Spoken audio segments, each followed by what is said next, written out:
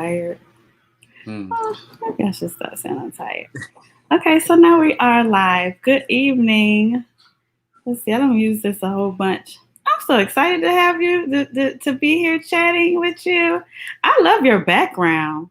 Thank you, thank you. Yeah, that's wallpaper. Is it? Yeah. It is very, very nice. It is very, Thought I very was in nice. the thought I was in the jungle, didn't you? Well, it feels like we're in the jungle right now with all this craziness going on, right? That's a fact. But you know what? In a world with such crazy things going on, I really appreciate connecting with somebody like you that's so positive. Like you bring such good energy to social media. I Thank you really, so really, really, I appreciate that. It means a lot when people honor their space and honor the voice that because this world of influencers and different things like that, and I notice that you don't take your platform for granted. Because when you have a voice and when you have a space where you can genuinely help people, and you just add that, you just really add that. And so, if I haven't told you already, I know I probably put it in the comments. I love when you end your statements with love, love. Oof. Like that's a thing. It just we I'm just like that. I'm like that person. I'm that person that I want good energy and I like good energy, and so I just really, really appreciate your space on social media and connecting with you. Oof. So today, everybody, I have Mr. T Spice here. He is an amazing, amazing, amazing, amazing coach. And we will be chatting with him about how do you know when your mate really loves you? How do you know when your mate really loves you?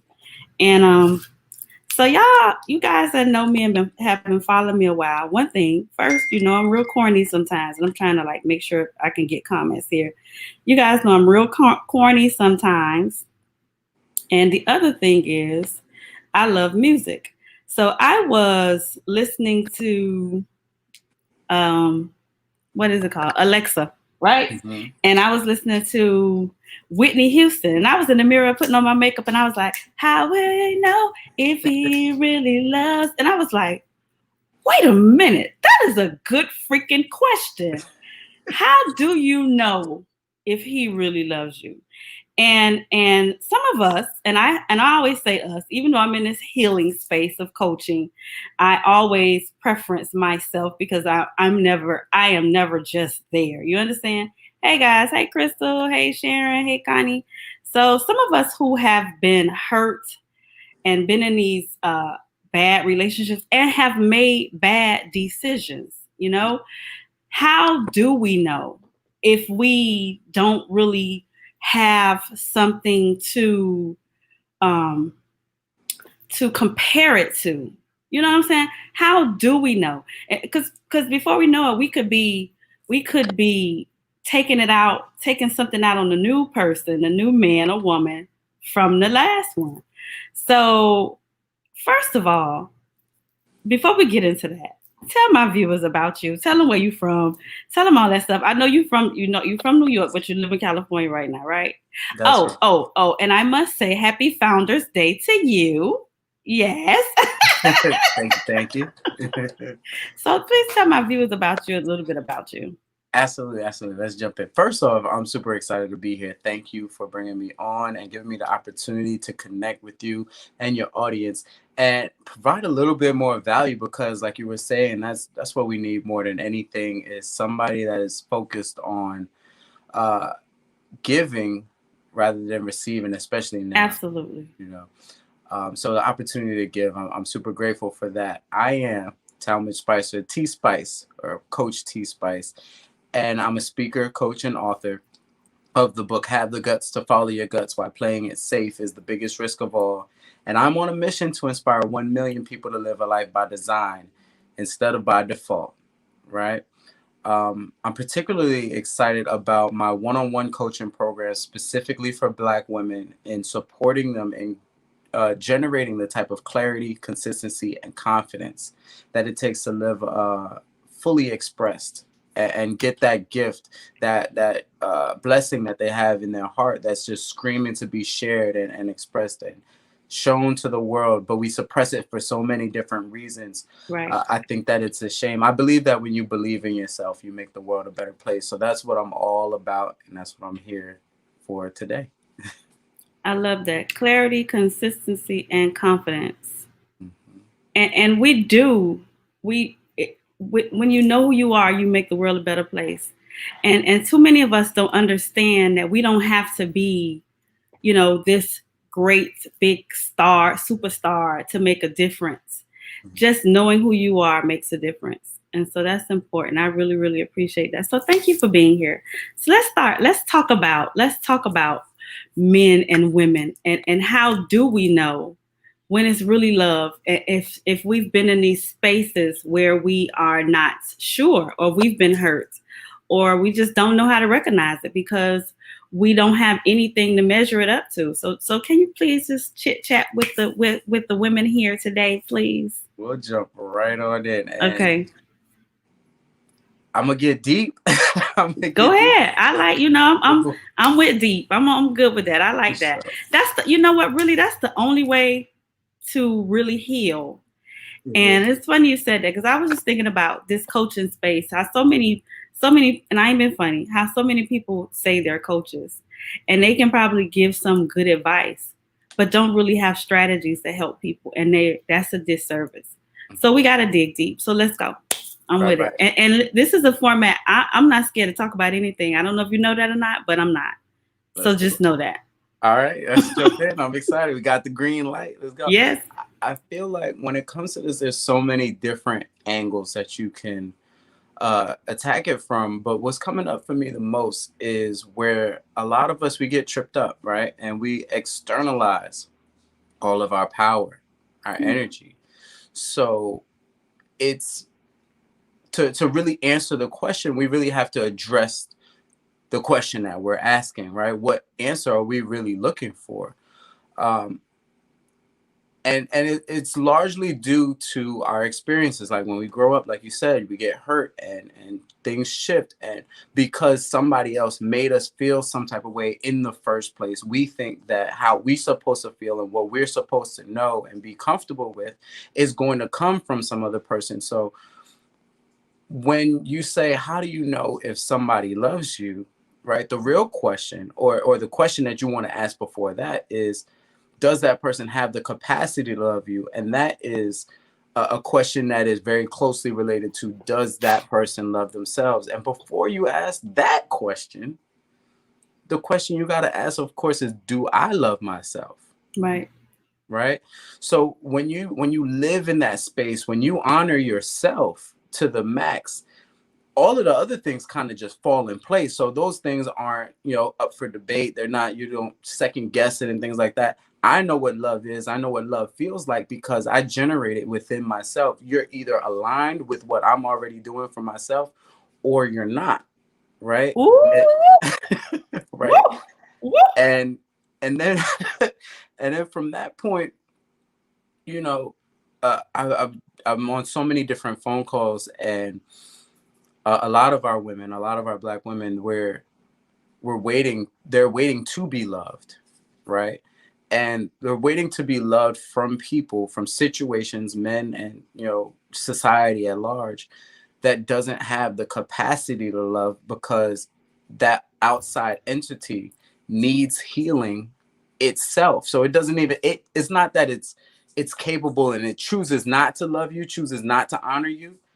It's more of, it cannot do what you're looking for it to do, and you're running in circles and you're clinging, and a lot of times it causes our women to be pushed and feel like there's an expectation to play this masculine role because they're chasing something that is just not there. It starts from inside.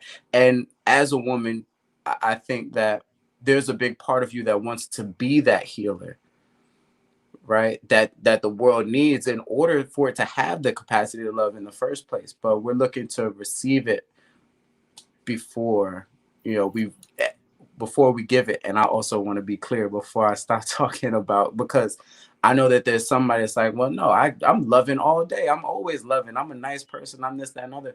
I want to challenge us to look at how. is coming and our intention behind what we give. Are we truly expecting something in return when we give, or are we loving unconditionally for the sake of loving? Because I believe that if it's not unconditional, then it's not love. So let's talk about unconditional, right? Because I went, and I generally talk about me when I talk. I went into a relationship very young, thinking that I was loving unconditional. Now that I'm older, I know that that wasn't possible because I didn't even really know how to love. It was my thought process of what I believed was an unconditional love. And so I don't think a lot of people really believe in unconditional love right now. And I'm curious to ask those who are watching how you feel about unconditional love, because um, I think even right now, because of what I've gone through, I probably have some conditions too. I'm not sure that I'm so willing to be unconditional anymore. Mm. You know, you said a lot. Like I'm trying to process everything you just said. I really wish Crystal was on. My friend Crystal was on here with me, because you said a lot, especially about why we want to be loved and how we're expecting somebody to love us that cannot fully love us. And you talked about healing. So many of us need to be healed, but don't respect that healing space. I know it's being talked about a lot more, but generally speaking, we shy away from it or just think we're okay. Like you said, well, I'm a nice person.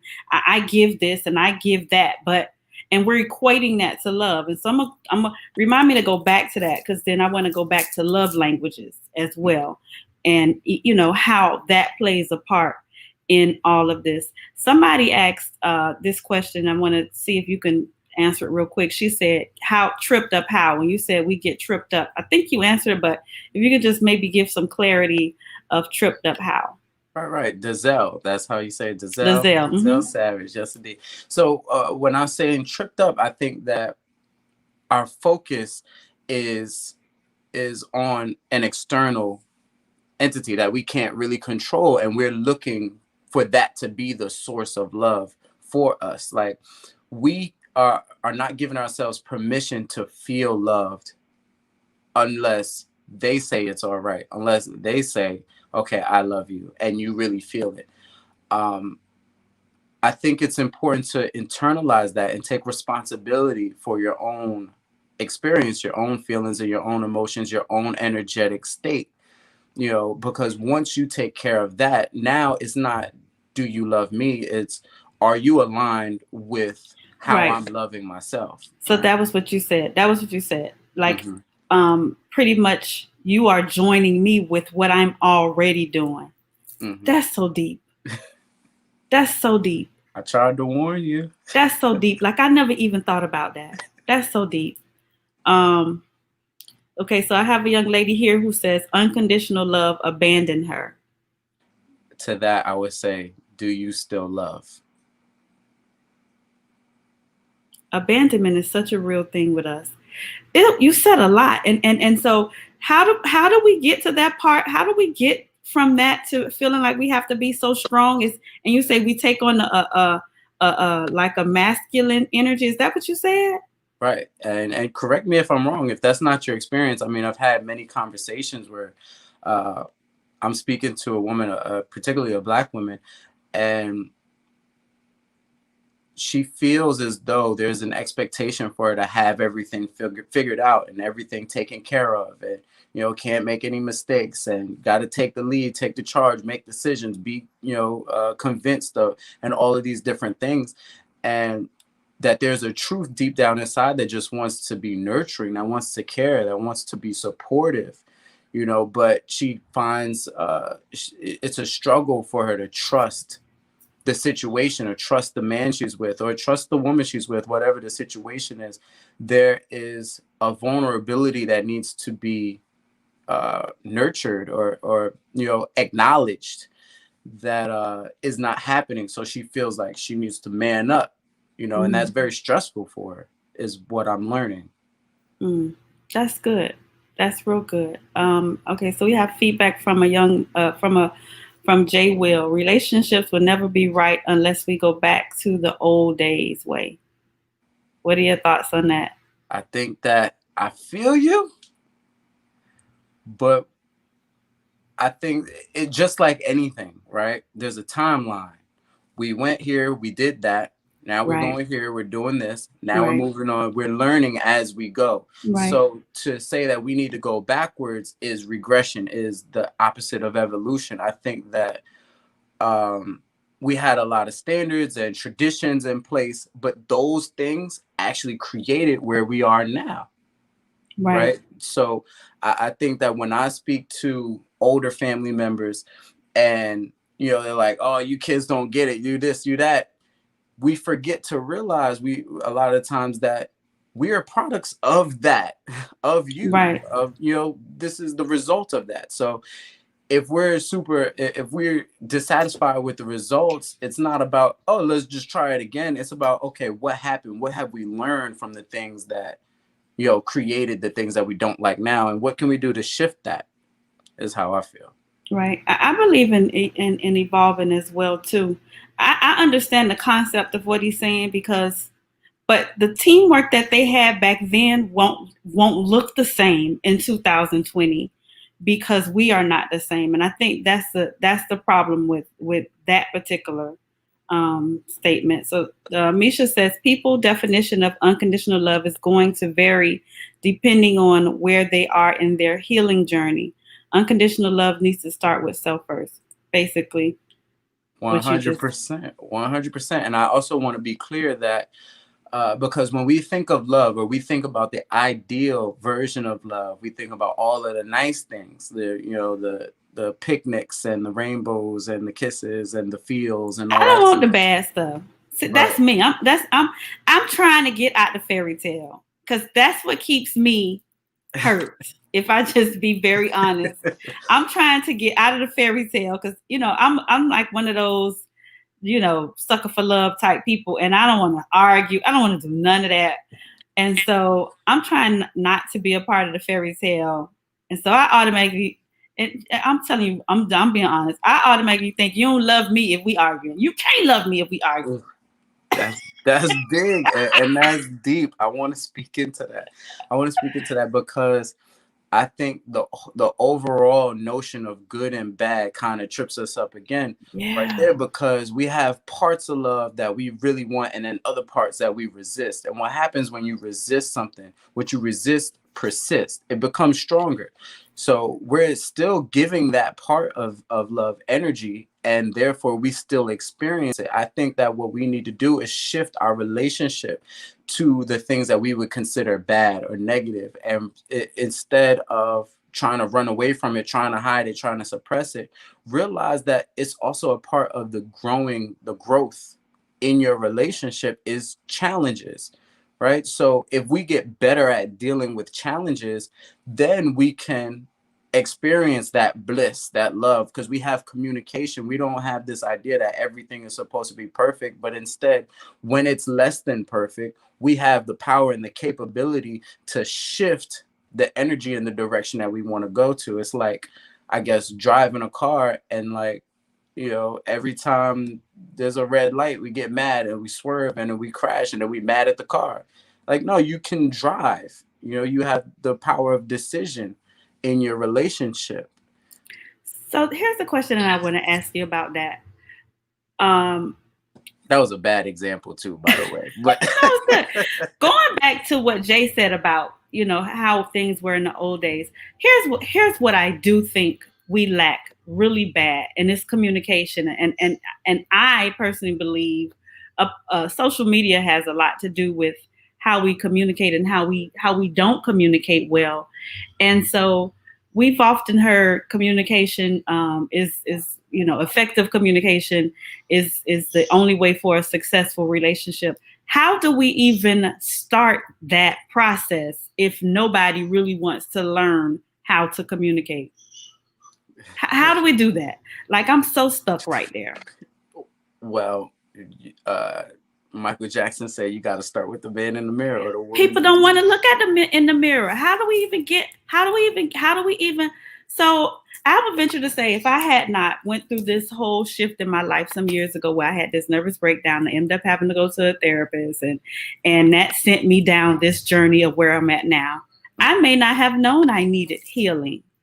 How do people know if they've been doing this for so long? And how do we get them to accept that there are some things that they need to go back and heal?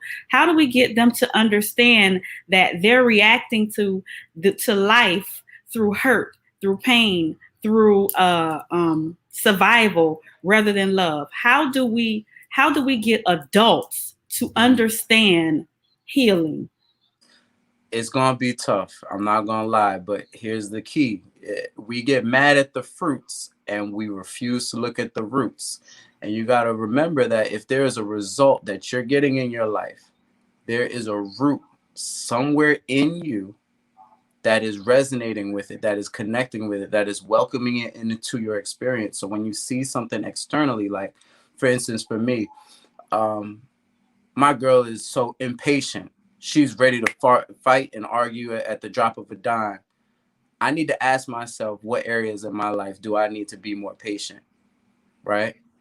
And that patience is weird. It's weird, but you take responsibility for it and you decide to make the shift yourself. It translates and it Say starts that coming again. through. Say that again. You take responsibility for it. So For her not being patient? well, you ask yourself, how can I be more patient? What areas of my life am I not as patient as I could be? And I'm feeling super patient, right? But if not for anything else, if it is truly within her, which it is partly in her, for sure, right? You're still giving yourself an opportunity to become introspective. So if you don't find areas where you particularly need more patience, you'll find something else.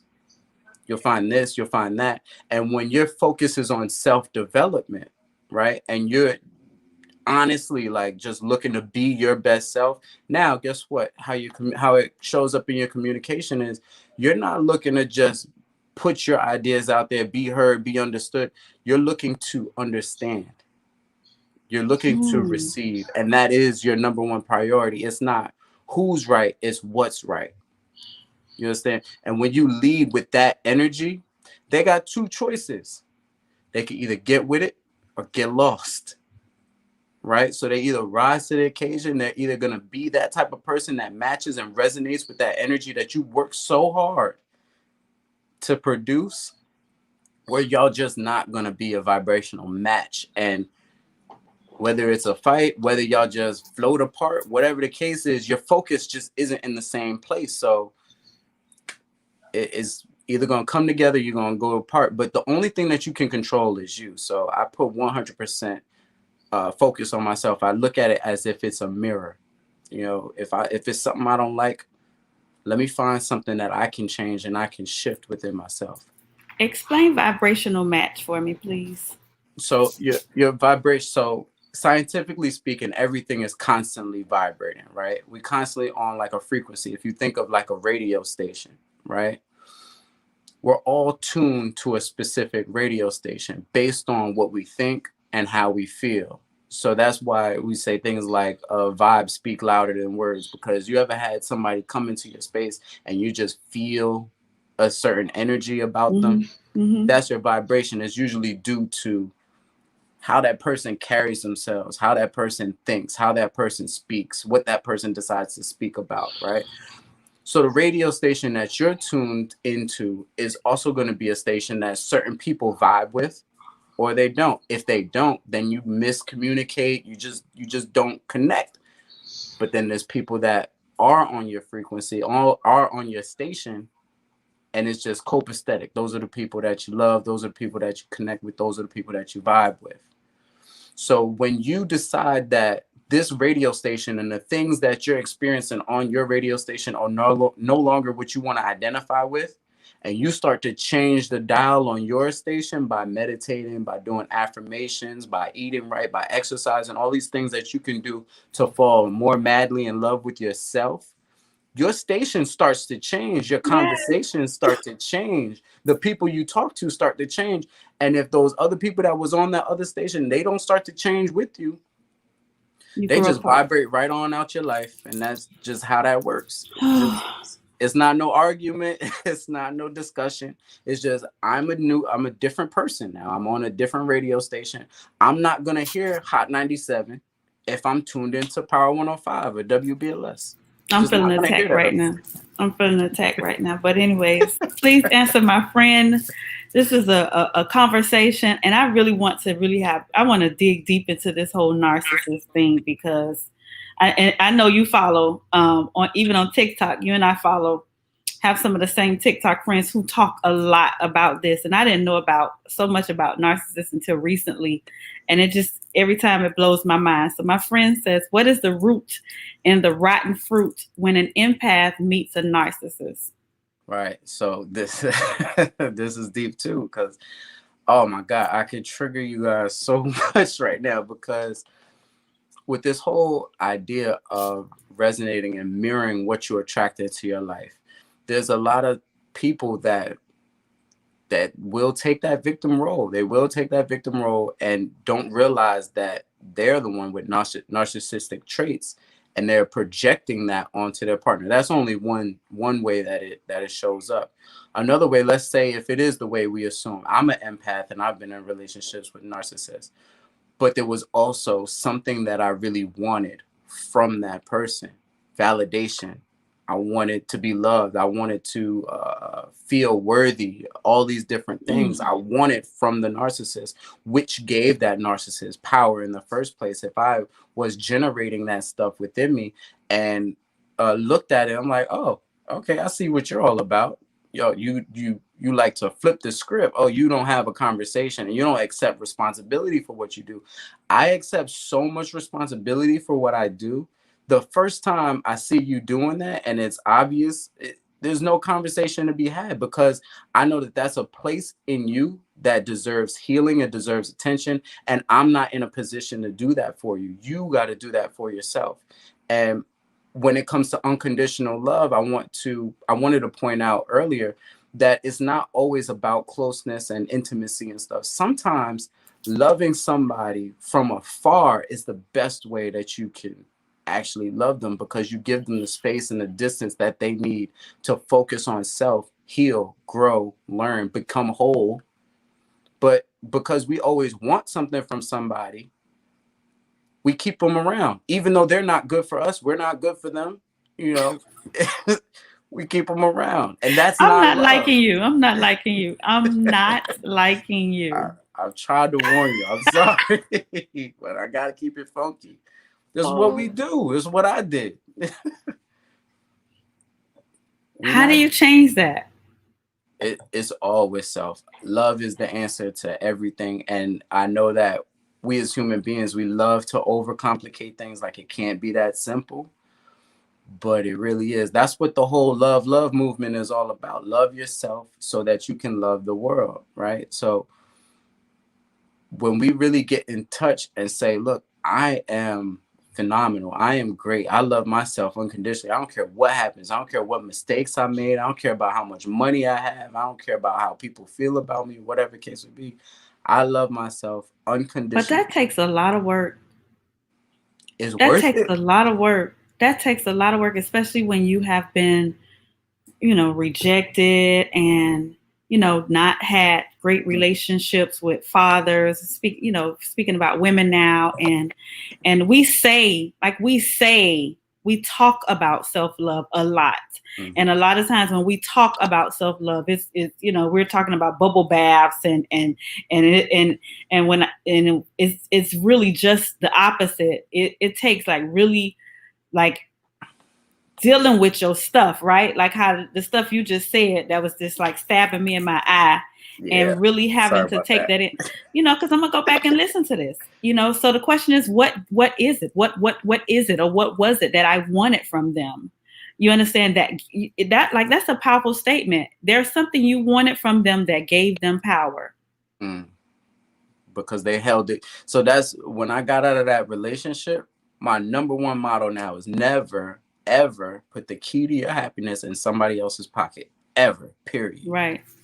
Never put the key to your happiness in somebody else's pocket. If they need to give you permission to be happy, then there's something that needs to be talked about, addressed, something. This all sounds so simple, and you know, this conversation is not it's not the popular conversation, because it forces you to deal with yourself.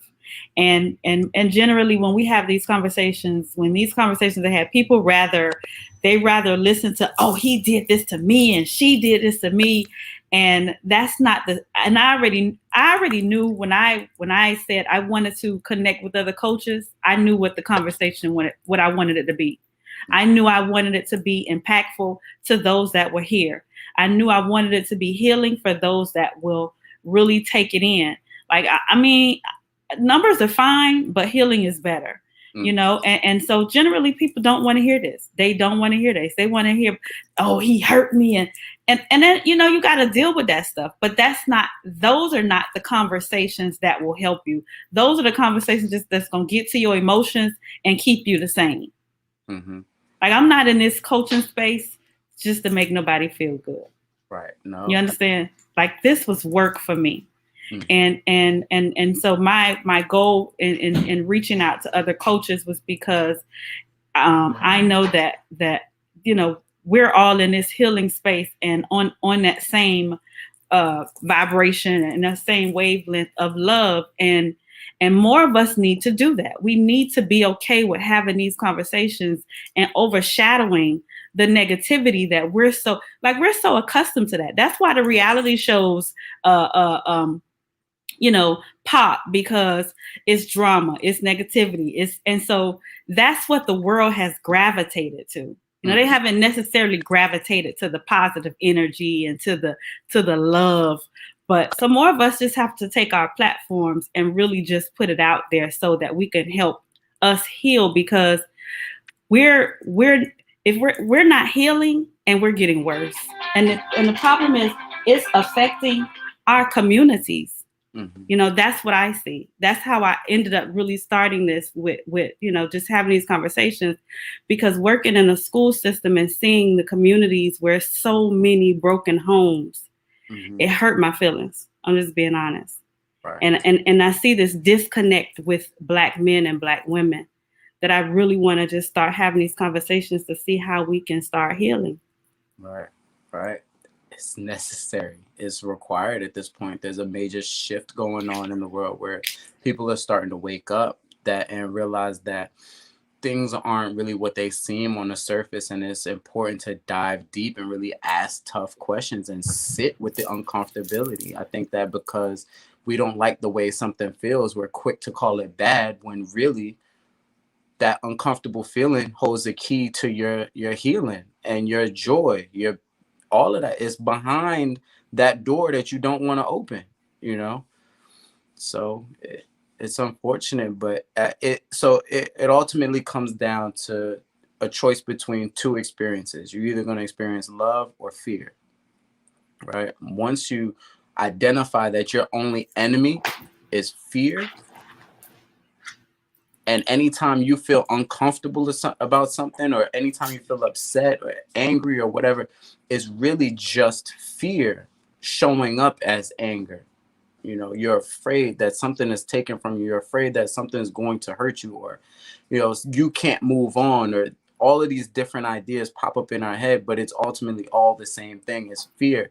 And to move away from that and say, no, I am a whole being of love. And if I feel that, I'm going to go towards it, because I already know that that's where my next level of love is. Right? What do you think people are fearful of? People are afraid of themselves. People are afraid of themselves in that, because they know they're not happy. You understand? Like, they know they're not happy. They know they're not really living a life. They know they're just existing. I believe most people want to be loved, and a lot of people are on this whole cycle, they're on this cycle where they continue to run into the same bad situations. And so my question is, why not stop and say, I got to fix this? What is this?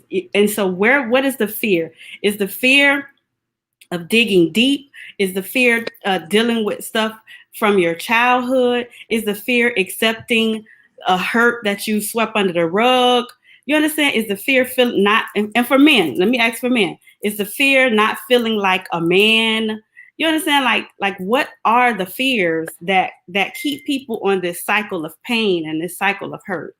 It's crazy because what's coming up for me as you say that is what's creating pain is the fear of pain.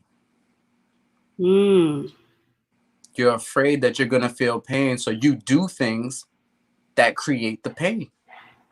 But if you address your fear of pain, you will realize that you can create a heaven on earth for yourself where you never really have to feel pain because you've shifted your relationship, your psychological connections to what pain is and challenges are. Like if they become more of a challenge meant to grow you, you can run towards challenges. You can run towards that hard conversation, right?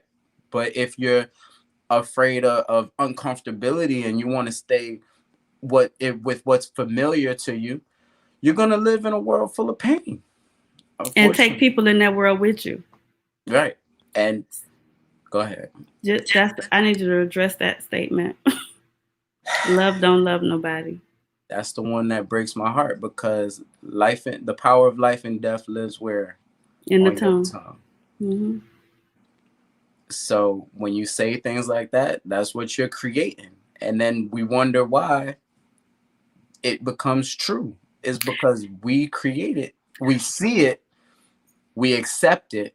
We assign certain things meaning. We're like, okay, this happened to me. That means love don't exist, right? Now, when you say it, you create more of it. When you want to shift and you want to change that, you can experience the exact same thing. And instead of saying, okay, that means love doesn't exist, say, okay, this is an area of the world that needs healing, or this is the area, or this was an experience that was supposed to teach me X, Y, Z. If you just shift the meaning you assign to these different experiences, you will create a different reality moving forward. But because, like you said, we're but some people don't have, and they don't. Some people don't, and I do. I know Richard. He's a really good friend, and so I'll say this is.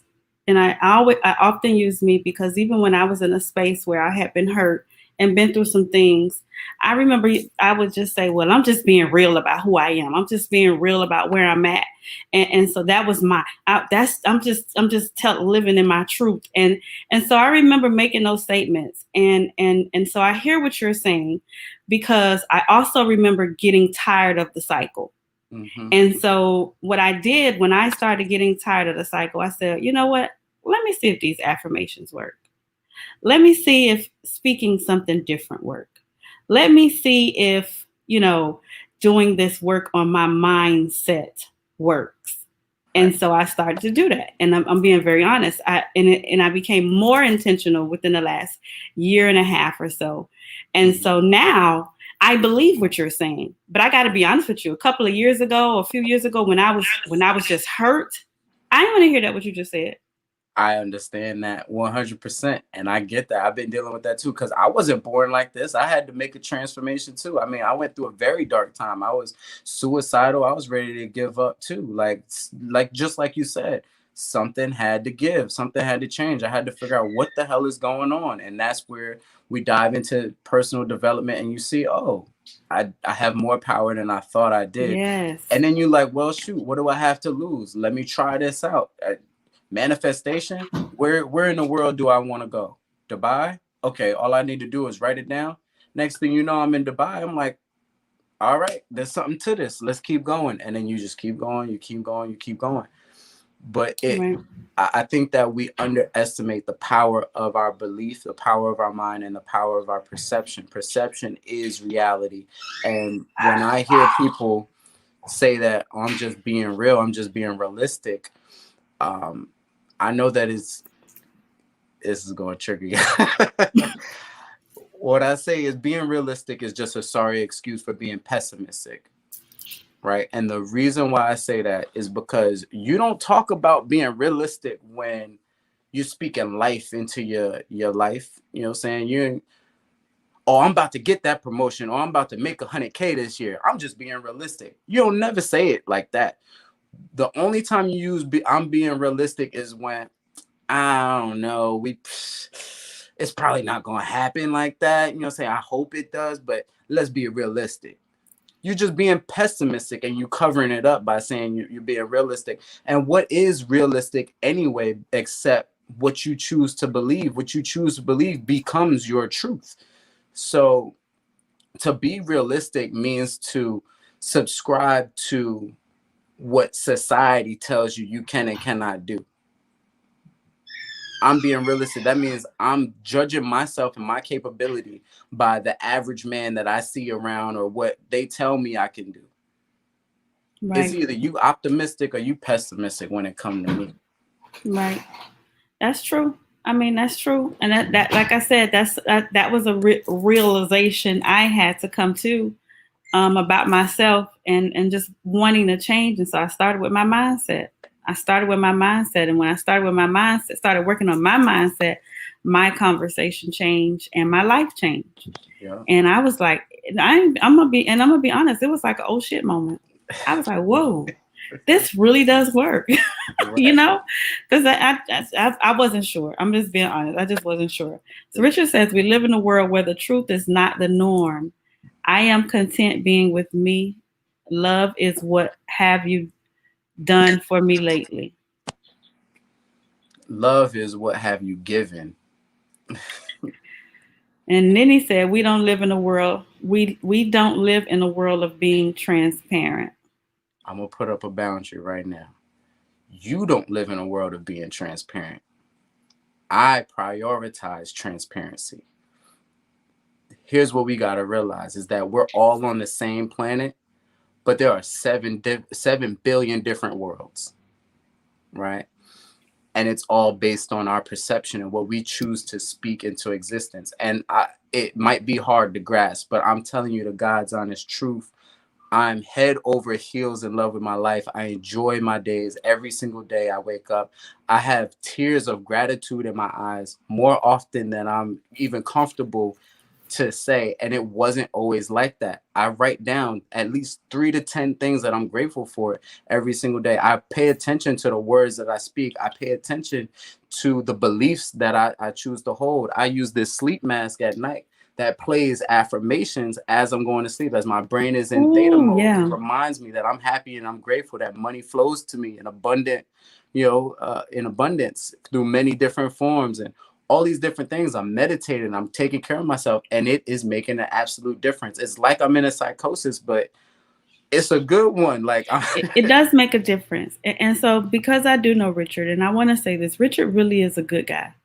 And he has gone through some things, and he has had some success. And one of the things I actually love about him is his honesty and his willingness to really just talk about stuff. And so I just believe with him, time, because I believe that because he's one of the few men that I know that don't mind talking about their truth and don't mind talking about the pain and the hurt and all of that stuff. Mm-hmm. I do believe that there would be some good things ahead for him.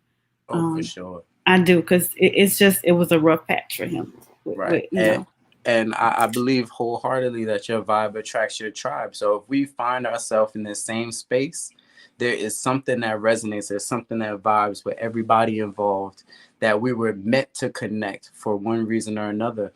And if I could just drop something, when it comes to the pain, when it comes to the past, when it comes to regrets, we got to ask ourselves, if you want to challenge yourself to actually change, live your life by design instead of by default, you got to ask yourself, what am I afraid of? What am I resisting? What am I not allowing in? What will I not take anymore? And then realize that there might be some healing in that area where you're resisting life, because to become whole, you've got to accept the whole of life and learn to love the things that we consider bad, the good things, the good, the bad, and realize that everything is working for your good. Everything.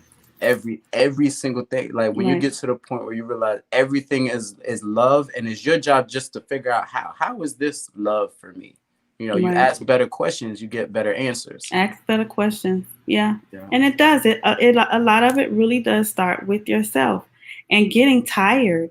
Like for me, I just knew I just knew that there was better for me. And so what I realized is that it had to be created. It had to be created. You know, just a little bit about me. You know, I was raised in the church and not really raised in the church, but went into church and was a minister. And so and I don't have any, I always make this disclaimer. I don't have anything against prayer and stuff like that. But I think, sometimes we don't talk about the work that needs to be done in creating what we want. It's like a magical thing. I'm gonna just pray about it and no, that's not how they go. Like you got to put some work behind personal development and change, because change is absolutely available to you. It just takes work, and it takes dealing with addressing your shadows and all of those things that we don't want to talk about. And it means not being a victim. You got to take radical responsibility. You got to say, okay, even if it's not my fault, if it's in my life, if it's in my experience, if it's affected me, it is 100% my responsibility, right? And if I could touch on prayer, I think that prayer does work. And I think that there's a scientific reason why it does work, but people don't understand the science behind it. Yes. So Mm-hmm. I lost your sound. a phone call, sorry. Okay. But there is a scientific reason for why prayer works, and it's essentially you get what you focus on, right? But here's where people get tripped up when it comes to prayer. They pray from a place of lack. They say, I was just on a phone conversation, and she was just like, Lord, take this pain away from me. Take this this attachment away from me. Take all of this stuff away from me. And you're praying, but you're speaking life into those things. And she was like, I'm praying against this. I'm praying against that. I'm praying against this. I'm praying against that. I'm praying against this. And I'm like, I hear you. I feel you. It's painful. It's hard. But my question for you is, what are you praying for? Because everything you said is you're praying against something negative, like take the negativity. But what are you calling into your life? You're trying to rebuke things, but you got to replace it with something. You've got to focus on creation. Like you can't just take it out and what you're going to live in purgatory. You're going to have nothing. And here's the crazy part is I think a lot of us do just want to live in a place where it's like, I'm not extra happy, but I'm not miserable either. And that's not it. You're either going to be happy or you're going to be mad, sad, miserable, depressed, whatever. So it makes more sense. Go for happiness. Go for the optimal situation, right? Go for happiness, because fine is not fine. Okay is not okay. Fine is feelings ignored, not expressed, right? We all shoot for that middle ground. We just want to survive. We just want to be above water. But then you get to that survival place and you live in paycheck to paycheck. That's not it. That's not it. You got to get to abundance. So when it comes to prayer, I want anybody listening right now to take seriously how important it is to embody the feelings that it's already done, and that you are asking specifically for something to happen, and not something material, but something to shift within you, within your mindset, within the ideas that you have, the thoughts that you think, the actions that you take, the person that you are, right? And you get to shift this identity. Pray for a higher vibration, pray for being protected, being guided. Pray for faith. Pray for faith, because it doesn't always look good. But if you have faith that things are working in your favor, you can find the evidence for why that's true. Ooh, yeah, absolutely. Absolutely. You can find the evidence of why that's true. Misha said people have to show up in their relationships with individuality first and foremost. Now. And that's true. Mm. A lot of us don't know who we are though. I'll tell So them right now. so how because I hear all kind of stuff. Oh, I'm doing what my daddy. I saw what my daddy do. I'm doing what I saw what my mama doing. And so yeah, there's that It's not good enough. at all. Right. You do what your daddy did, you're gonna get your daddy results. Right. Do you, Absolutely. do you want your daddy results, or do you want something that is specific to you? You know, that's the question you get to ask. And when it comes to building a relationship with yourself and ultimately knowing what you are, and I'm gonna tell you right now, scientifically, you are love, you are light, you are atoms, you are vibrations, you are molecules, you are all these different things. You are what the universe is made of, right? So you get to communicate with it in ways that are not tangible. You are far more powerful than society wants you to know, because society, the government, needs you to be dependent on it for it to run. And I get that. I understand it. We all enjoy certain benefits from living in society, especially living in America. But we also shrink ourselves because all we have is knowledge of what they taught us in public schools, and what the limited knowledge our parents had. And now we're in a technological age where we have access to this information and this In the knowledge. information age. That's right. Right. And it's time to tap into it, to realize that you are one part of the whole, and you get to connect and communicate with it just like everything else. The trees are provided for. They don't have to worry about when the next rainfall is. They're just here, Yeah, this is deep. present. You know, animals just present. This Same is thing. deep. Very deep. This is deep. This is deep. And I don't, this is deep.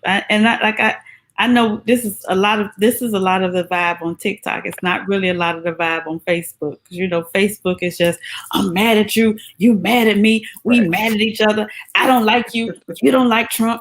And so, Facebook is generally not the space for but so this is deep, and I really appreciate this conversation here. Misha says, oh, she tagged people. She's tagging people. Thank you, Misha. No, this Get is y'all good. in here. Get This is them in good. here, y'all. So I wanted to touch bases on the love languages, right? Going back to, because we're everywhere, but in these conversations are needed if we're talking about love. Let's talk about love languages, right? And so one of the things that I read when I was thinking about how do you know if he really loves you is knowing his love language. So here's my question to you: if he has one love language and she has a totally different love language, and she or needs another love language, can that work? Let's Yeah. just say his love language is gifts, but she needs words of affirmation. How does that work? Well, first off, it's understanding, and I think that, and I don't want to make it seem like callous or heartless, but essentially, it's a business transaction. It's a give and take, and there's a lot of trust involved. I understand that my girlfriend's love language is acts of service, right? Mine might be physical touch or something else. I know what button to push, to get what I want, out of a relationship.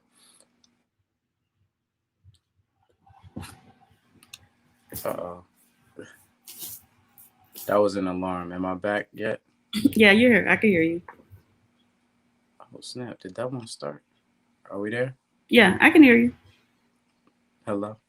I can hear you. Oh, you can hear me, but I can't hear you, huh? I can hear you and see you.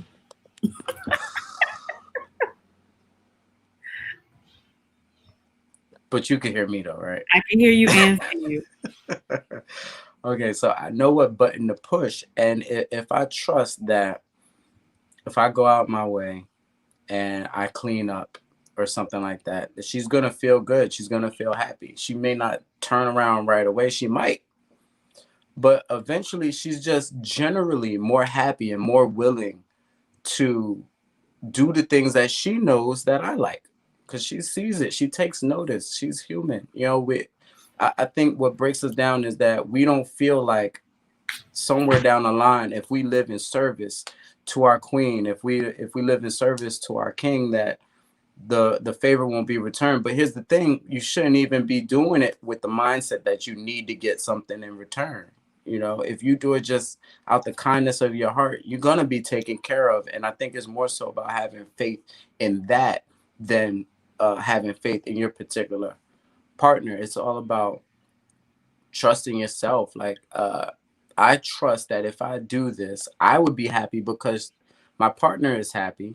Right. And I also trust that if this relationship is not meant for me, I will move around.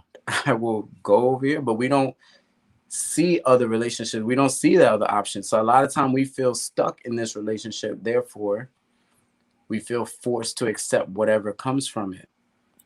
Are And men that hurts the empathetic? relationship. But I can't hear you. You I can't might hear have me? to.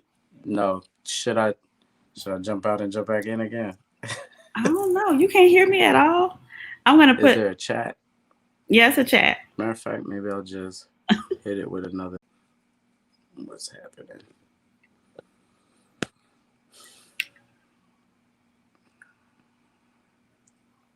Maybe you should go out and come back in. Yeah, I can hear him too. I just can't. He can't hear me or see me. He had his. There was an alarm that came on. Thank you, Misha, for staying for the conversation and tagging some people. I really wanted it to. I really wanted to have this conversation. I want to have more conversations with men, and just get their feedback on things, um, and hear what they have to say. I just think that's important. To. Oh, there you go. Should I remove the other one? Yes. Okay. All right. So Misha was saying she could hear both of us. So my question I want to know is, are men empathetic? I am. I think that men are empathetic. I think that, and this is just my opinion. I don't know. I ain't doing any studies or anything like that, but I think that men could benefit from diving into their empathetic side, into their feminine side. I think that if we felt like it was okay, like we had permission to feel, if we had permission to be held, if we had permission to cry, that would allow us to come back with a different confidence in our masculinity, right? But because we're so afraid and we resist that side of us, it kind of like breaks through the surface and it shows up anyway, regardless. And that's what, you know, makes us feel more feminine than we'd like to, or because we had this idea that we're supposed to be this naturally and only this. And the truth of the matter is, both men and women, regardless of sexuality, regardless of sexual orientation, have both masculine and feminine energy. And it's important Right. for each individual to tap into both of those sides and find balance and find identity and Because they work wholeness and love together. for the whole. Yeah, exactly. And it's so amazing when a man can be a man and a woman can be a woman, and they can bring that together and truly build and work together and bond. And so Mm-hmm. um we're at such a disconnect with that, though. Like you said, women feel the need to just be so strong and so independent and so masculine and manning up, and then men, I hear just every day, I just hear men just talk about the woman who does not allow him to be a man, I guess. And so it's just a matter of women tapping into who they truly are. Like Misha said earlier, be who you truly are, and show up authentically as who you are. But a lot of us don't really know who that is and have not accepted it. And there are some fears even to find out who we are. Even some fears of if judgment or so that's a whole nother thing within itself. And when you're asking somebody to love you, you don't love you. You Mm-hmm. can't I can't ask somebody to love me if I don't love myself. You understand? And even trying to love somebody who don't love themselves is it is impossible. Right. It's say you can't even love that person. they're if never you going to don't be love happy. yourself. You Right. can't love them, they can't receive. You can't receive love, you can't give love. If it's not generated, if it's not overflowing in who you are, it's not gonna happen. You know what I'm saying? You could be with somebody who just loves the hell out of you unconditionally, but you can't receive it because you don't recognize that frequency. You know, you're not on the same frequency, the vibration, the radio station. You're tuned into WBLS, which might be fear, you know, might be anger. You tuned into that station, and somebody is trying to get this signal to come through Right. from the actual love, but you're not tuned to that. Okay. Well, I really appreciate you. We have been on here for an hour. And so if you could just wrap this up for me. And you know I'm going to reach out to you again for my Miami folks and you know, a little bit of everybody in here, Miami, Atlanta, Alabama, all that. So if you could really just wrap this up, you know, just as much as you can, as you know, when it as it relates to how do you know? And then when you know, what do you do? You know, where do you go from there? How do you know? I want to avoid just saying you just know. But I don't want to Intuition. Do you oversimplify so it. it's because that's one of the things I had written down. Trust your gut. Right. And you know, that's my whole motto is have the guts to follow your guts.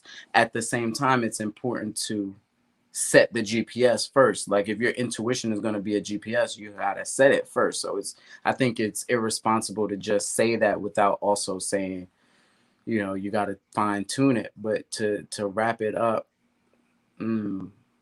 what's impactful?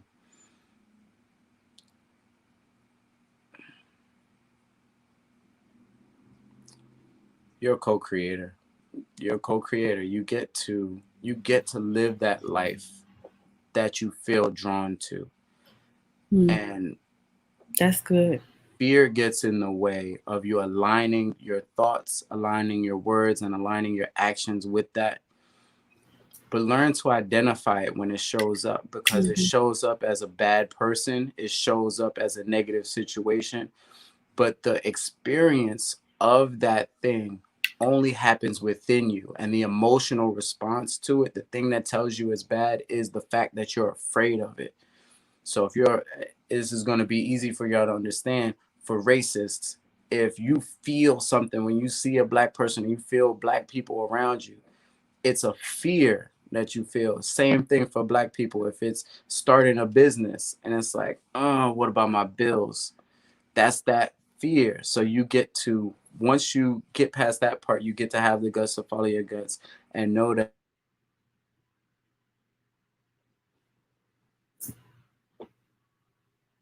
Sorry about that. That was another alarm. It said, keep up the great work. Can you hear me? But I can hear you. I can't hear you, but love. That's all I wanted to say. Thank you.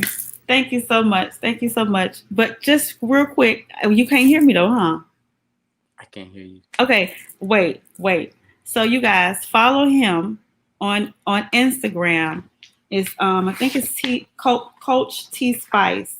My Coach T Spice. My Coach T Spice. Follow him on Instagram. My Coach T Spice. And follow him on Instagram, My Coach T Spice. And he has a website, UncleSunnyProject.com. UncleSunnyProject.com. I was trying to I was giving them your Instagram. Is it my Coach T Spice? That's right. Okay, and then your TikTok. My Coach T Spice. My Coach T Spice, yeah. Amazing content. Very, very positive. The energy is amazing. Dropping some real nuggets if about, you know, owning your own business, being your own boss, living your life of freedom. Really make you think. Just good person. Just amazing. The energy is just amazing. I'm so grateful for the connection. And so you guys please and Uncle Sunny's project, Uncle Sunny Project, with your yeah. It's the smile. See, it's the smile. It's the smile. And your cartoon looks just like that. So you guys and please. TalmadSpicer.com. And what is it? TalmadgeSpicer.com. It's actually pretty new. TalmadgeSpicer.com. Let me put the banner for that. It's TAL TALMA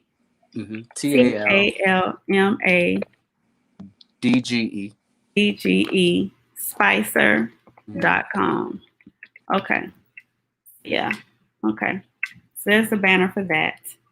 You guys should see that. That's right? Yes. Look at me. And Roots to the Bros too, one more time. Oh, and happy Founders Day, Omega Psi Phi. Yes. My mom is a Delta, so you're in the family.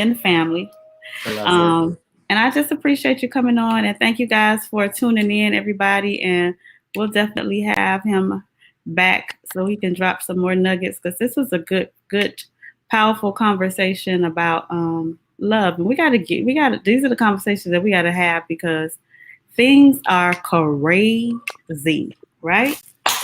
All right, you guys. Good night. Love.